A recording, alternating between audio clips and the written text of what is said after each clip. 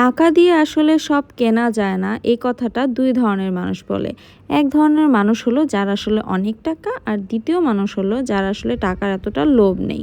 তো আমিও এই দুই ধরনের মানুষের মধ্যেই একজন। আমার কোটি কোটি টাকা হলেও আমি এই কথাটাই বলবো যে টাকা দিয়ে আসলে সুখ কেনা যায় না। টাকা দিয়ে সাময়িক প্রয়োজনীয় জিনিস কেনা যায়, শখের জিনিস কেনা যায়। যেমন আমার মাঝে মাঝে যখন আমি কোনো কিছু কিনতে পারি না, তখন আমার অনেক মন খারাপ হয়। তো হয়তো ওই অ্যামাউন্টের টাকাটা থাকলে আমার তখন ভালো লাগতো। কিন্তু তাই বলে কি আমি টাকা দিয়ে সম্মান কিনতে পেরেছি? টাকা দিয়ে ভালোবাসা কিনতে পেরেছি? টাকা দিয়ে আসলে এগুলো কখনোই আমি কিনতে পারিনি এবং পারবও না। যাই হোক, আজকে আমি আর আমার বোন মিলে চলে গিয়েছিলাম একটু শপিংয়ে। তো আমাদের একটা পিঙ্ক কালারের জামদানি দরকার ছিল। তো ওটা আমরা কেনার জন্যই বসুন্ধরাতে গিয়েছিলাম। তো এখান থেকে আবার নিউ মার্কেট এসেছি, আমাদের কিছু শপিং ছিল।